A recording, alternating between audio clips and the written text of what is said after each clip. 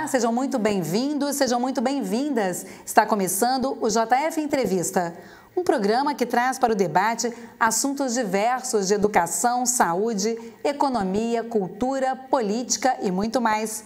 A cada semana temos um convidado para o nosso bate-papo. Hoje quem está com a gente é o deputado estadual Betão, do PT. Betão está em seu segundo mandato como deputado estadual. Ele estreou na Assembleia entre 2019 e 2022. Foi reeleito para o mandato 2023 a 2026. Antes foi vereador na Câmara Municipal de Juiz de Fora por uma década, entre 2008 e 2018. Betão tem quase 40 anos de militância. Começou no movimento estudantil quando cursou Geografia na Universidade Federal de Juiz de Fora. Foi também professor nas redes pública e particular e tem forte atuação no SINPRO, o Sindicato dos Professores de Juiz de Fora. Entre as suas bandeiras como vereador e deputado, uma das questões centrais é ser um ponto de apoio à luta da classe trabalhadora. Muito obrigada, viu, Betão, por estar aqui com a gente hoje. E para essa entrevista, nós temos aqui também o jornalista Ricardo Ribeiro. Obrigada, viu, Ricardo, mais uma vez aqui com a gente nos estúdios.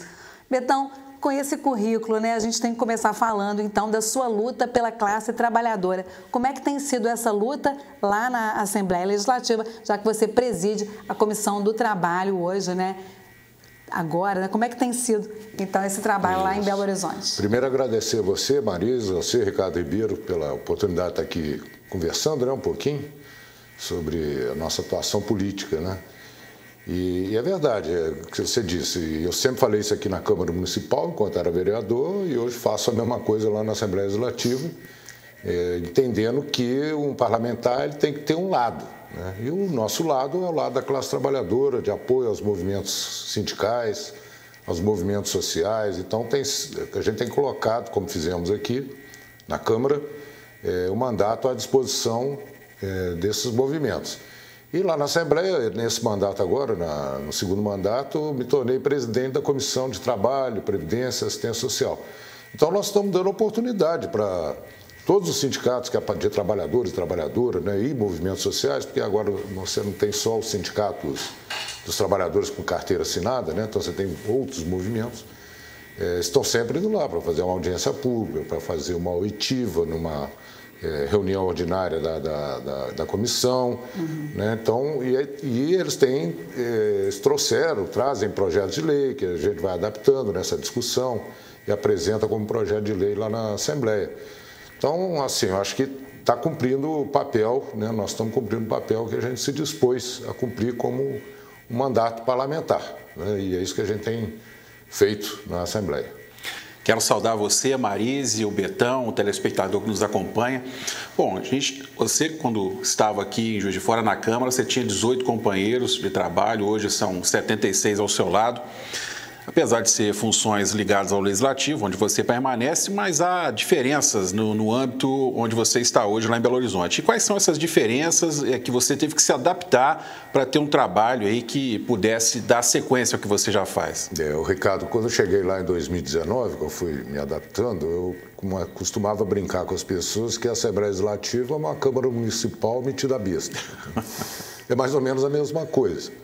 Só que aqui, com 18 vereadores, a dinâmica permitia que você tivesse mais discussões naquele momento. A resposta, o vereador fala, você imediatamente dá uma resposta, depois você vai na tribuna e tal. Então, ele era muito dinâmico. Com 77 deputados na Assembleia, o ritmo da discussão é diferente, porque você tem que ter um prazo maior, você não consegue a palavra a todo momento, você não consegue pela ordem, Mas, em compensação, a repercussão que tem de um projeto de lei, de um determinado discurso que você faz lá, de uma discussão ou de pessoas, sindicatos que levam uma discussão, ela tem repercussão muito grande, uma repercussão estadual. A TV Câmara é uma televisão com uma audiência muito grande em Juiz de Fora. Eu me lembro que a gente fazia as discussões aqui, como às vezes repete, né? Então as pessoas assistem, gente que assiste de madrugada e tal. Me encontrava na rua, né? Foi boa aquela sua discussão, Betão? E teve a Assembleia, por incrível que pareça, gente, também tem uma audiência gigantesca, né? E pega praticamente em todos os municípios, né? Então, às vezes, você está viajando, então a pessoa assistiu aquilo que você está falando em diferentes pontos do Estado. Então, assim, é uma dinâmica um pouco diferente, mas um vereador que saia daqui de Juiz de Fora ou de outro município, que chega à Assembleia Legislativa, ele vai encontrar uma familiaridade, né, com o comportamento, com as coisas que precisam ser feitas. Obviamente, com uma estrutura muito maior, né? Nem se compara à estrutura de uma Câmara Municipal de qualquer cidade que seja. Né? Então, a gente vai se adaptando, né, e vai tocando a vida política ali, né, conversando com as pessoas. Ô Betão, mas desde 77, a oposição ao governo Zema é uma minoria, né? São 20, né? Sim, nós conformamos um bloco com 20 deputados. São deputados do PT, que é a grande maioria, né? Nós somos 12, do PV, que são 6, e PCdoB 1. E foi feito um bloco ainda com a Rede e o PSOL. A Rede tem 2 deputados, o PSOL 1, se eu não estou enganado. Então, nós somos 20. Mas que é um bloco bem qualificado, né? Que tem condições de ter postura na Assembleia. Então, por exemplo, nesse processo passado, em que estava sendo discutido questões polêmicas, né? Lá na Assembleia Legislativa, nós conseguimos fazer uma obstrução, né, dos mais variados tipos, os métodos de obstrução, inclusive tem que ficar na tribuna 1 hora falando, né, sobre um determinado assunto, você tem que fazer para poder estar obstruindo. Então, é um bloco que tem essa qualidade, né? São pessoas muito capacitadas para estar fazendo essa discussão e que consegue segurar um pouco o ímpeto lá do governo ou das lideranças lá do governo dentro da Assembleia. Nós estamos falando de quê, né? Eu estava lendo, né, nos jornais, o assunto aí da semana talvez seja a proposta de emenda constitucional do Zema para que não haja um referendo, né? Quando o Itamar era governador, em 1999, ele propôs que para a CEMIG ser privatizada, que tinha que ter um referendo no Estado, né? E para qualquer grande privatização de empresa no Estado é preciso de referendos, né? Isso. E essa seria uma das questões centrais para vocês hoje? A gente está aí na temática, né, com o CEMIG, com Copasa, a própria FUNED, né, Fundação Ezequiel Dias, né? Sim. Essa seria uma das questões centrais da oposição hoje? A partir desse segundo semestre, né? Porque essa questão das privatizações o Zema traz a todo momento desde que ele foi eleito em 2019. É um programa absolutamente liberal, que quer privatizar tudo, Estado mínimo, né? Essa é a política de pensamento dele. E que a gente tem conseguido barrar lá na Assembleia Legislativa, através desse formato, né, de obstrução, nós somos minoria, mas apesar de que ele não tem, ele tem hipoteticamente 57 deputados ao seu lado, 56, né? O presidente não vota, só em caso de desempate, mas para uma emenda como essa que você citou, né, emenda constitucional, para acabar com o referendo, né, em caso de privatização das empresas estatais, não tem garantia que ele consiga a maioria qualificada, que seriam 49 deputados, porque dentro do bloco que ele conseguiu ajustar lá, tem problemas com determinados determinados deputados, principalmente aqueles deputados da área das forças de segurança, né, que estão até hoje por aqui com o desfecho que foi dado ao reajuste que eles estavam pedindo lá com o Zema.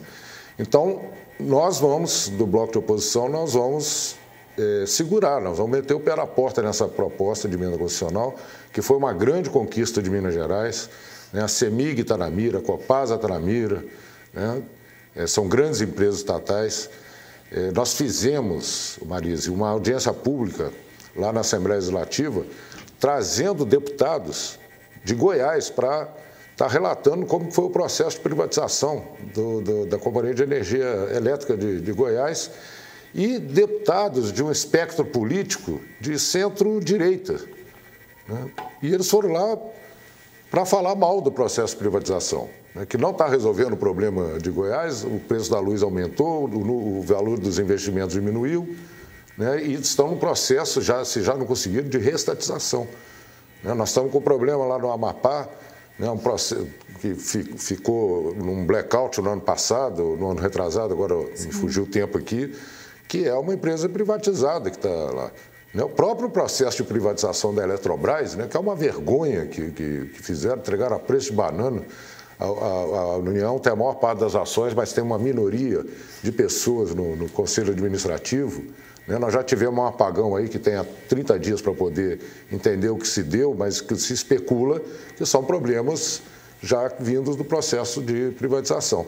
Então, são empresas que, no nosso entendimento, elas não devem ser privatizadas, nós nunca defendemos processo de privatização, mas na área de saneamento e de energia elétrica, o governo de Minas está indo na contramão. Todos os países, municípios, estados no mundo, que experimentaram o processo de privatização na área elétrica e na área de saneamento, estão voltando e reestatizando tudo de novo.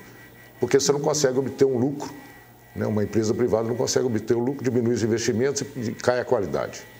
Mas não seria a saída você ter uma empresa de economia mista, com o Estado ficando com 51% das ações, por exemplo?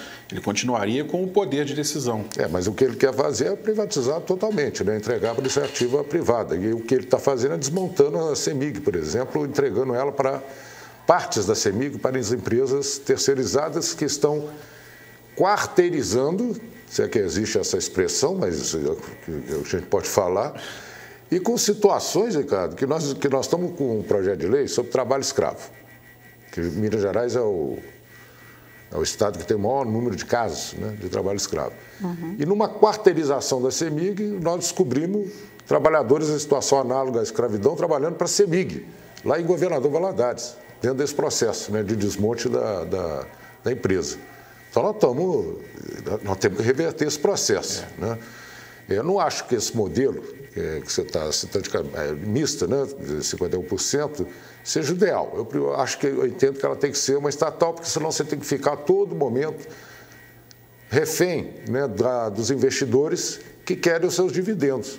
Então, nós tivemos na Copasa, por exemplo, eu fui a 2 ou 3 manifestações na porta da Copasa, os trabalhadores da Copasa, que reivindicam melhorias salariais, que reivindicam melhores condições de trabalho e que não tem, porque tudo sempre tem que ser, os dividendos têm que ser jogados para os acionistas. É verdade que o Estado pega, né, mas os acionistas, que na maioria das vezes, no caso da Copasa, são grandes empresas, né, fundos, né, de crédito, japonesas, né, americanas, ou de alguns países europeus, e que levam praticamente tudo, né, dos dividendos. E os trabalhadores ficam na mão. Né? Acho que a gente tem que inverter um pouco essa lógica, né? Tem que investir na empresa, tem que investir no trabalhador, dar melhores condições, para que a empresa tenha melhores condições de atender a população.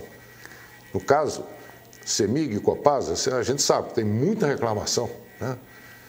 Nós aqui em Juiz de Fora, pela Cesama, né, na mesma proporção, você tem reclamações, às vezes, da Cesama e tal. Mas são essas as empresas públicas que podem garantir para a população qualidade na água, né, a qualidade da luz, e não uma empresa privada. A gente vê que quando a empresa privada ela entra num determinado setor, né, que ela começa a querer principalmente aumentar os seus lucros, o serviço cai, no meu entendimento.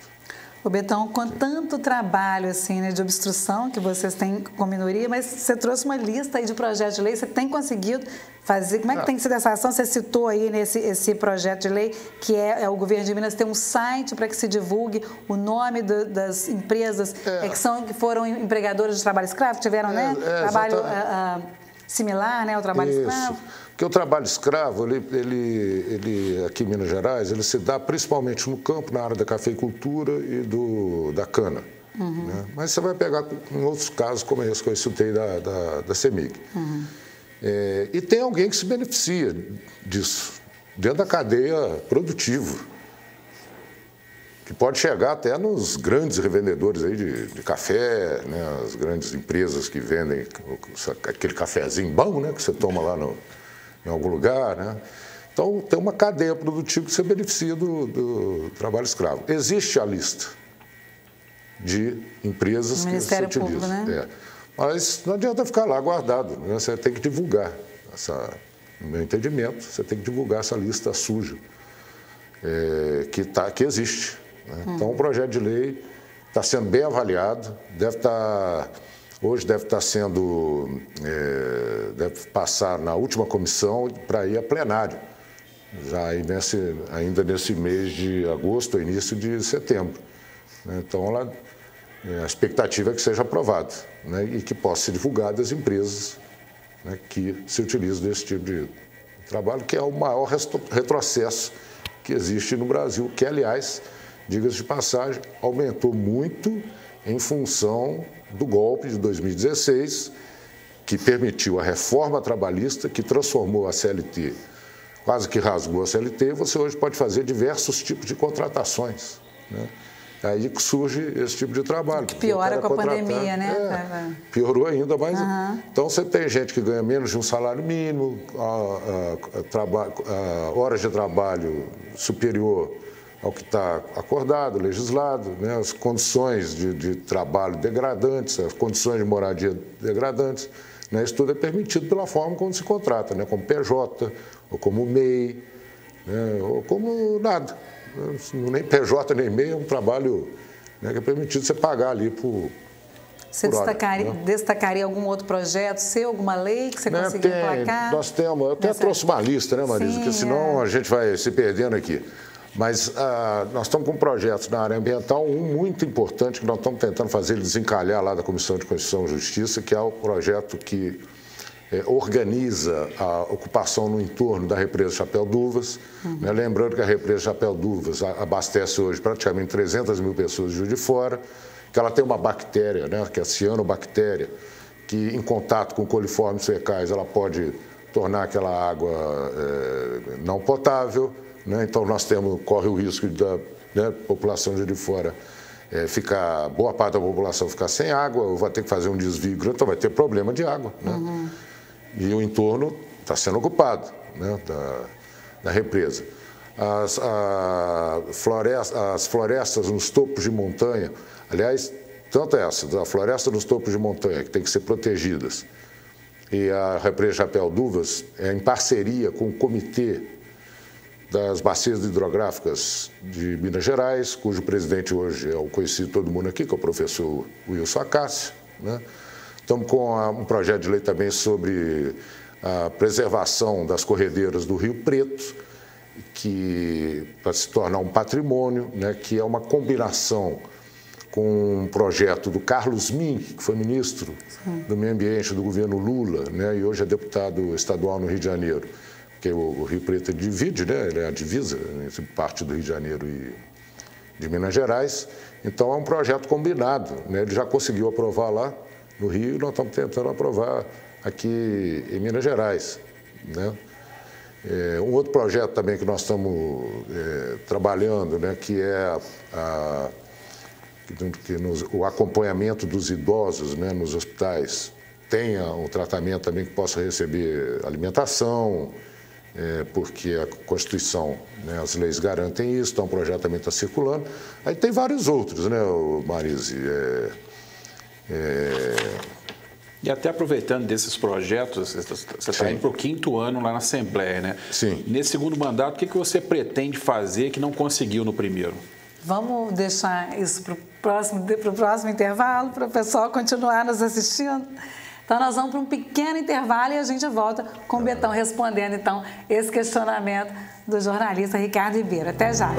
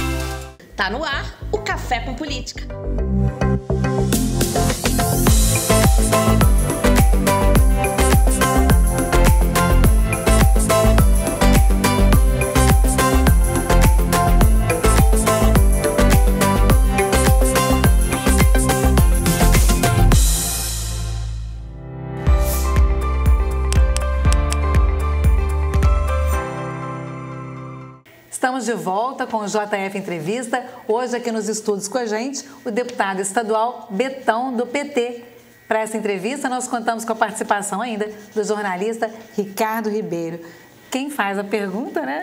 Foi interrompido no bloco anterior, é o Ricardo. A gente tem que respeitar o protocolo da casa.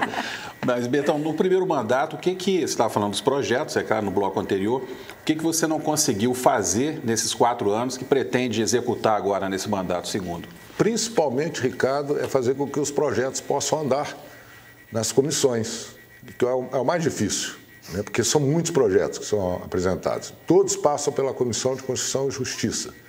Então, para você conseguir avançar ali, né, você tem que ir lá conversar com os deputados, né, mostrar a importância do projeto, né, para sensibilizar, porque... E como eu faço isso, todos os outros fazem também. Né? Então, tem que conversar com essa comissão. Né? Você tem que praticamente marcar um horário. Né? Se eu parasse de fazer projetos de lei hoje, eu estaria satisfeito se eu conseguisse botar eles todos para percorrer as comissões na Assembleia. Né? Mas, logicamente, os projetos de lei vão chegando, né? A gente vai adaptando e vai conversando e para poder caminhar. Né? Por exemplo, tem um projeto de lei aqui que ninguém imagina, né? A relevância e a repercussão que está dando em Minas Gerais, que é um projeto que eu coloquei lá, que reconhece como de relevante interesse social e econômico do Estado a criação da raça porco-piau. Eu pouco conhecia, como eu comecei a me enveredar por agricultura familiar e a agroecologia, o porco-piau é um porco típico de Minas Gerais, né?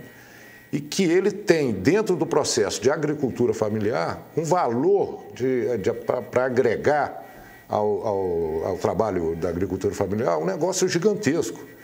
Então, ele é um porco com um cuidado simples, né? Ele é cuidado solto, né? Nas lavouras, lá na área, e é um porco que traz uma rentabilidade muito grande para o produtor, que vai vender. Por exemplo, ele tem uma gordura marmorizada, fui aprender isso, hein? Gordura marmorizada, que faz aquelas peças, né, de presunto que você acha aí, vem na madeira, né, que custa R$1.000, você imagina um negócio? Tem uma importância relevante. E como está dando repercussão, né, muita repercussão na Assembleia, as pessoas entrando. Então, os trabalhadores da agricultura familiar, e lembrando que a Zona da Mata é um polo regional de agricultura familiar, né? Eles têm ido ao site da Assembleia, fazer comentários, né? Não são poucos não, já passaram de 800, né? E pedindo a aprovação desse projeto de lei, que deve vir rapidamente também para... Então, um processo interessante, né? Que chegou para nós de uma demanda de... Não são criadores de porco-piau, eles têm um porco-piau, mas só a agricultura familiar, ela tem várias... É multicultura, né? É policultura, que ele sobrevive daquilo ali, inclusive dos animais. Então, chegou para mim, caiu no meu colo, né? E de uma relevância muito grande, de interesse muito grande para a agricultura familiar. Então, nós temos que empurrar os projetos, entendeu? É isso que então, nós continuamos sendo um ponto de apoio, né, para a sociedade civil, para os movimentos sindicais, populares e para a chegada também desses projetos, apresentar e o principal é aprová-los. Né? Betão, você falou aí de Não gostaria de sair de lá, Marisa, sem os principais projetos aprovados. Acontece muito, o deputado desiste da eleição, perde a eleição e o projeto dele fica lá parado. Nessa coisa dos projetos, né? Você citou aí pelo menos 2 projetos ligados à Zona da Mata, que é esse de Chapéu d'Uvas e esse do porco-piau. Claro, tem porco-piau pelo estado inteiro, mas você citou especificamente a Zona da Mata. Como é que você vê hoje a Zona da Mata representada nessa Assembleia, né? Como é que você vê a força da Zona da Mata hoje? Como a gente tem poucos deputados, né? E um distanciamento desse governo de Minas. E a gente teve a deputada Sheila aqui também, né, nessa série que a gente está fazendo com os deputados, tocando na questão da frente parlamentar, de uma frente parlamentar. E já houve outras frentes? Como é que é essa ligação dos deputados da região? Como é que é essa força dessa política local para fazer a região da Zona da Mata crescer economicamente? A Zona da Mata, por incrível que pareça, é uma região, em relação aos outros estados, é uma região mais empobrecida. Talvez ela perca ali para o Vale de Jequitinhonha, aquela área, e é de fácil visualização isso, agora que a gente fica correndo o estado todo, né, você consegue perceber isso, inclusive na estrutura, nas edificações, nas próprias estradas, né? Então você tem que ter um processo de... Minas representa e tem o Brasil inteiro, né? O sul mais rico, também o Triângulo também. E você tem a Zona da Mata, assim, você tem uma Zona da Mata que vamos pegar aqui, de Juiz de Fora, das cidades vizinhas de Juiz de Fora, até Viçosa, e depois de Viçosa para o norte, né? Da Zona da Mata, Manhuaçu, Manhumirim, aquela área do Brigadeiro, da Serra do Brigadeiro, né? Gente, ali é café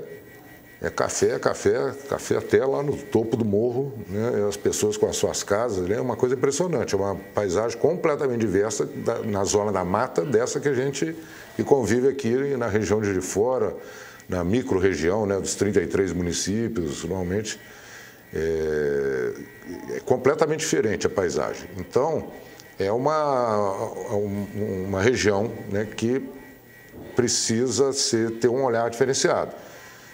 Ela é um polo da agricultura familiar, como eu falei, da agroecologia.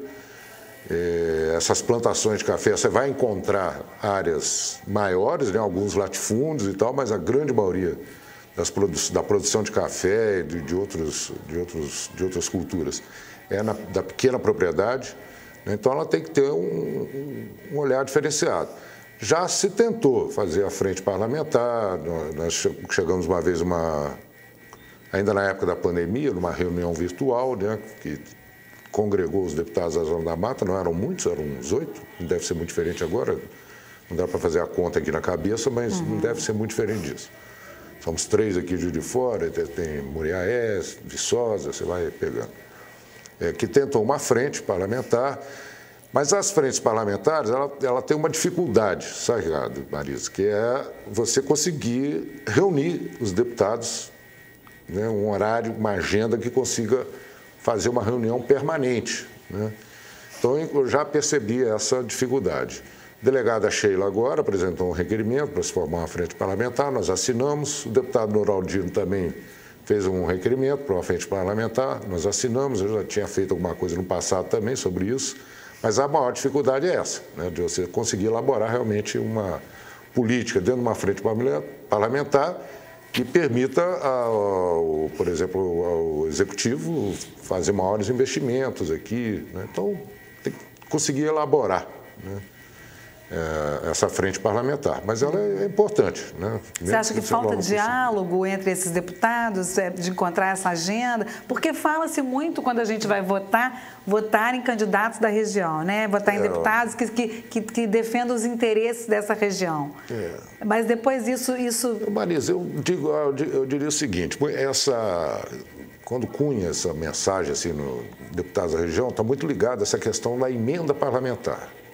Então, você tem os deputados, obrigatoriamente, tem as suas emendas, né? Uma pequena parcela do orçamento que destina normalmente para os municípios, né, que ele atende, vamos dizer assim, né? Porque eu diria que, assim, pela minha experiência, que eu tenho nesses 5 anos de deputado, e meus 10 anos lá aqui como vereador, para você conseguir reunir aqueles deputados, né, para ficar exclusivamente discutindo a questão de uma determinada região, com uma pauta bomba que é mandada toda hora para a gente, que tem repercussão naquilo que a gente estava falando antes, né, da obstrução que é necessário fazer, né, de correria, de ficar horas, você entra de manhã lá e fica até de noite lá dentro do parlamento, como aconteceu nos últimos 2 meses do primeiro semestre, né? Então, isso tudo ocupa muito, né, o tempo nosso ali Por isso que há uma dificuldade de você conseguir ter uma interlocução. E às vezes... Tem pautas maiores, e às vezes você tem, entre os próprios deputados aqui da região, você tem visões diferentes, né? Você tem deputados que têm uma visão mais de conservação, vamos dizer, no caso de um patrimônio natural, né, que eu me identifico mais. Tem outros que têm pautas que priorizam o empreendedorismo, né, que você teria que mexer na parte natural. Né? Então, há conflitos também, né, de interesses ali, né, que muitas vezes não permite que a gente vá para frente. E é interessante, você falou de viagens e a gente tem tantas diferenças, são 853 municípios, tem tantas diferenças regionais, culturais, inclusive. Não é meio surreal você pensar, e você participou já de 2 eleições nesse sentido, você ter que ir lá no norte de Minas buscar voto, você ter que ir em cidades a 500, 600 quilômetros de Juiz de Fora. Não seria melhor você ter um voto distrital, já que a gente está falando de eleição, que você colocaria ali num cardápio, vamos dizer assim, entre aspas, aqueles deputados que ficariam dentro daquela comunidade? Não seria melhor mudar esse sistema, deputado? Ricardo, essa é uma discussão longa, né, que você está apresentando aqui, né? Nós já fizemos essa discussão uma vez, mas eu acho que o voto distrital, você acaba eliminando a possibilidade de deputados que têm digamos assim, em todo o Estado, que existem deputados assim, né, que têm repercussão em todo o Estado, né, votos pulverizados. Ele não poder ter esses votos todos que ele poderia ter, que as pessoas que querem votar nele poderiam votar, né? Antes da gente ir para o intervalo, eu queria que você falasse como é que você se comunica com o seu eleitorado, né? Você tem as redes sociais, mas tem esse seu eleitor aí que é da militância, né? Você vem da militância, principalmente em Juiz de Fora, essa militância que se fez no Simpro, né? No Sindicato dos Professores, né, Betão? E isso se mantém? Como é que você comunica com eles? Não é só com os sindicatos dos professores, eu lido com vários sindicatos. Fala em Juiz de Fora, começou ali, né? Começou ali, mas a gente passou a ser uma referência para o movimento estudantil, o movimento operário. Então, a gente vai trabalhando dessa forma. Então, eu me comunico muito presencialmente. Eu tenho redes sociais, mas assim, não é um fenômeno de rede social, né? Mas a gente comunica bem, né? O pessoal segue, tem o pessoal que me ajuda, né? Eu tenho dificuldade, né? Não fico lá o tempo todo na rua.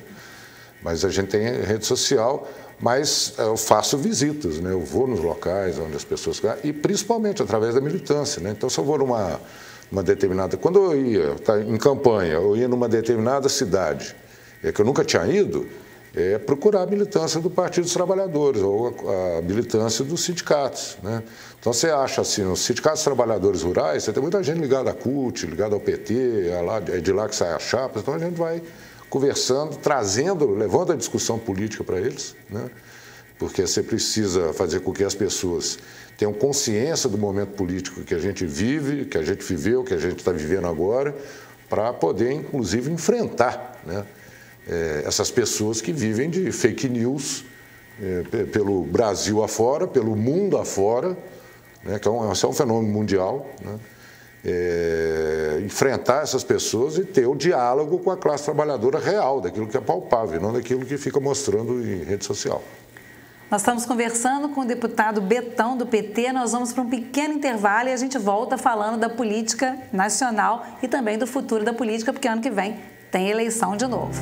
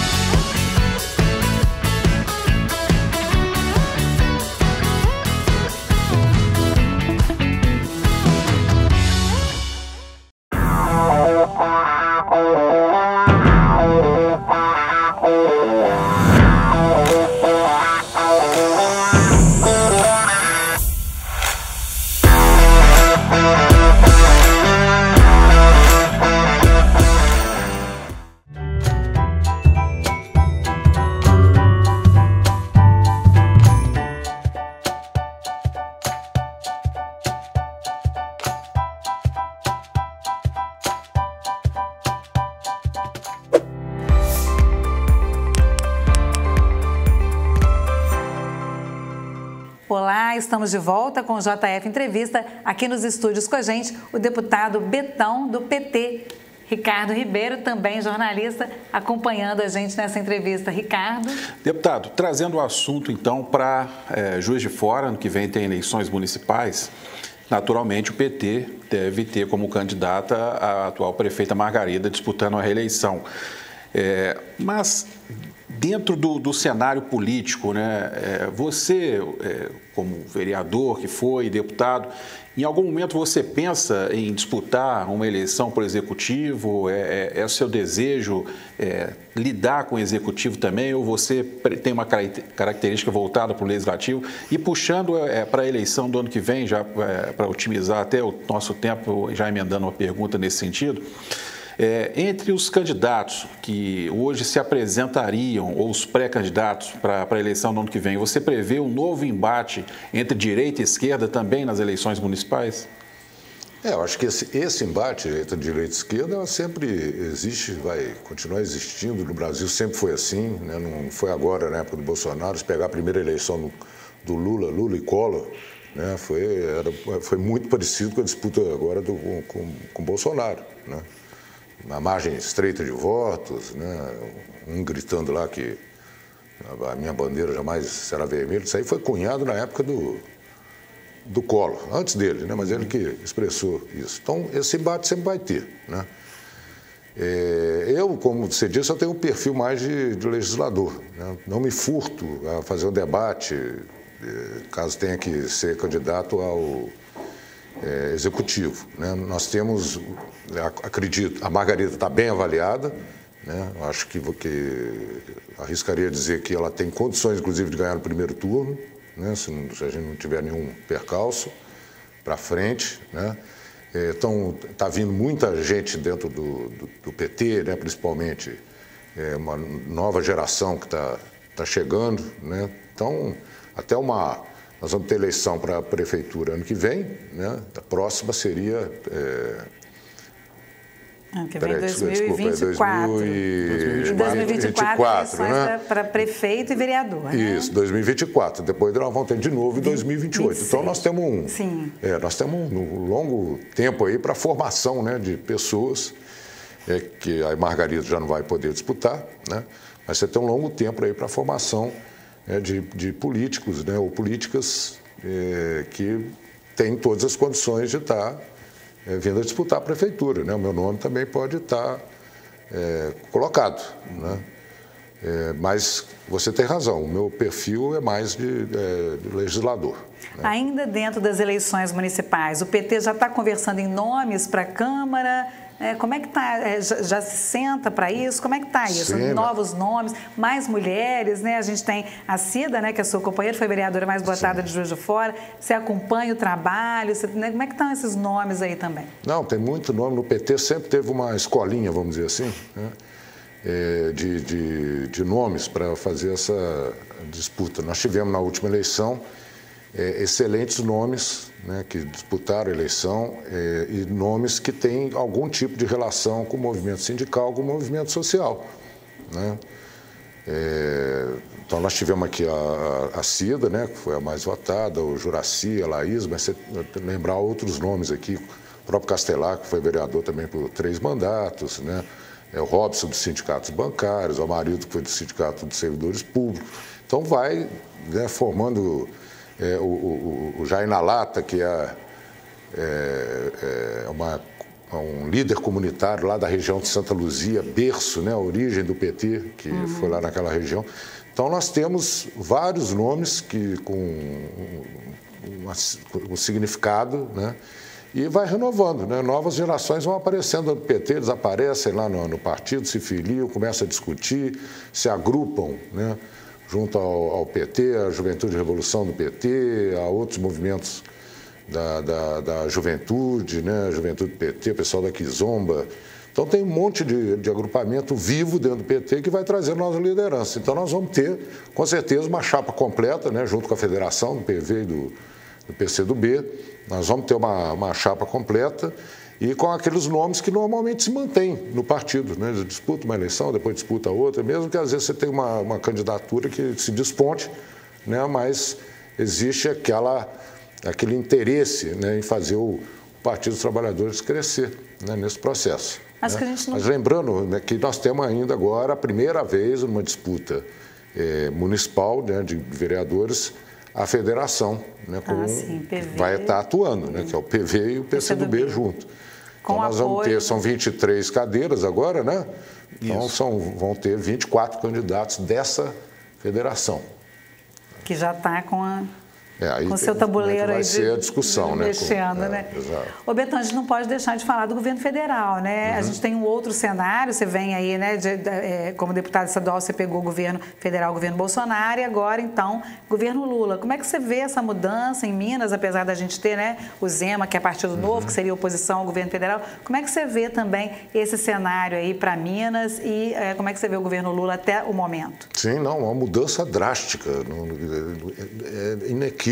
Assim, não dá para tentar achar ou alguém falar que o governo do Bolsonaro é melhor. Não, em poucos meses o governo Lula conseguiu trazer bilhões de investimentos para o Brasil, voltou com políticas públicas, como Minha Casa Minha Vida, a farmácia popular, tudo aquilo que estava sendo destruído está sendo remontado.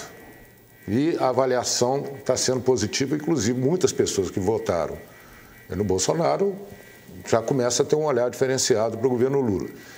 O que falta, né, que está sendo discutido, que eu vi, estou chegando do Congresso Estadual da Central Única dos Trabalhadores de Minas Gerais, que está sendo discutido, que precisa reverter.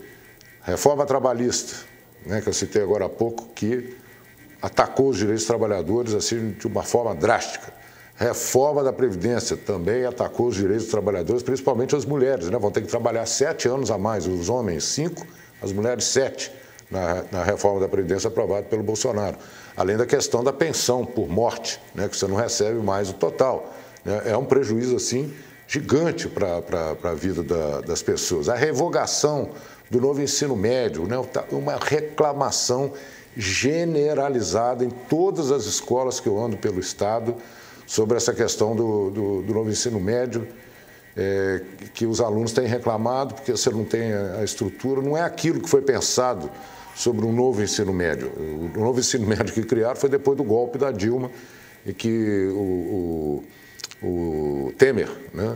Ele estava sendo feito, estava em construção, né, uma linha do novo ensino médio, eles mudaram completamente para atender principalmente as empresas privadas do setor de livro didático e desse setor de tecnólogo, né, de ensino técnico dentro das escolas. Então, tem muita reivindicação que o pessoal está se organizando, os pisos salariais, o piso nacional da enfermagem, né, o piso nacional dos professores. Então, tem muita discussão para ser feita. Mas o país está caminhando melhor, eu não tenho dúvida disso. Betão, voltando... você quer? Fica à vontade, Marisa. Não, a gente está com o tempo em contato, então vamos para as considerações finais. Se você quiser fazer uma última pergunta, Ricardo. Eu vou tentar ser rápido. Independente de quem será o próximo prefeito ou prefeita na eleição do ano que vem, há desafios muito grandes para se enfrentar. Um deles é a questão do transporte público. Os subsídios estão aí, mas tem uma lei sua, inclusive, que é controversa, que fala sobre a manutenção dos trabalhadores do transporte coletivo e que se discute aí a supressão dos cobradores, por exemplo. E a outra é a questão previdenciária. Agora, com a votação recente do pagamento do piso do magistério dos professores, você tem aí um aumento ainda maior daquela dívida que vai se acumulando prefeito a prefeito, que já é de bilhões, para ser paga em algum momento. Como é que essas duas questões ou alguma outra que você vê precisam ser enfrentadas? Você diz do Fundo de Previdência dos trabalhadores da Prefeitura? Da Prefeitura. Fundo o JF-Prev. Nós tivemos um problema lá quando ela foi implementada a partir de 95, se eu não me engano. Não, foi 2000, já foi 2004. Com custódio começou... 95. Depois foi criado em 2004 ou 2003. Aí foi criado o fundo mesmo de Previdência. Então, naquele período, só os trabalhadores... Então, de 95 para lá, só os trabalhadores... Isso. Pagavam, né? A prefeitura não estava pagando, não repassava nada. Então, esse é um problema que precisa ser resolvido, obviamente. Eu já me lembro de propostas que eu estava mais nativa no Sindicato dos Professores, então a gente fazia essa discussão junto com o Sincerp, outros sindicatos, E chegavam propostas de todo tipo, até de construção de estacionamento da prefeitura para poder arrecadar e pagar. Então, eu não sei exatamente como está hoje essa discussão, né? Mas está previsto num cálculo atuarial que é feito, como que vai ser feito esse pagamento, essa contribuição, se a prefeitura vai contribuir com mais ao longo do tempo, porque o cálculo atuarial ele faz uma previsão aí para 30 anos. Isso, né? Então ele tem todo esse processo para trabalhar. Mas eu acho que assim, até onde eu acompanho, né? O Fundo de Previdência dos trabalhadores da Prefeitura está sólido, ele está bem, está conseguindo pagar, né, as pessoas. A outra pergunta... Transporte público. O transporte público, estou percebendo assim, uma tendência em vários municípios do Brasil em que o transporte se transforma num transporte efetivamente gratuito. A tendência me parece que é essa. Que os usuários vão poder... De fora tem essa discussão, né? Pelo menos nos feriados e nos domingos. Já está tendo essa discussão. Em Belo Horizonte está tendo essa discussão também de transporte discussão para um programa inteiro. Um programa inteiro. Leopoldina aprovou agora para todos os dias. Né? Leopoldina. Né? Nós estamos com o tempo encerrado. Então a gente deixa essa discussão para frente. Programa. Queria agradecer muito, queria agradecer muito a sua participação, Betão, e a sua também, Ricardo. Obrigado. O JF Entrevista fica por aqui. Até a próxima semana. Obrigada pela sua audiência.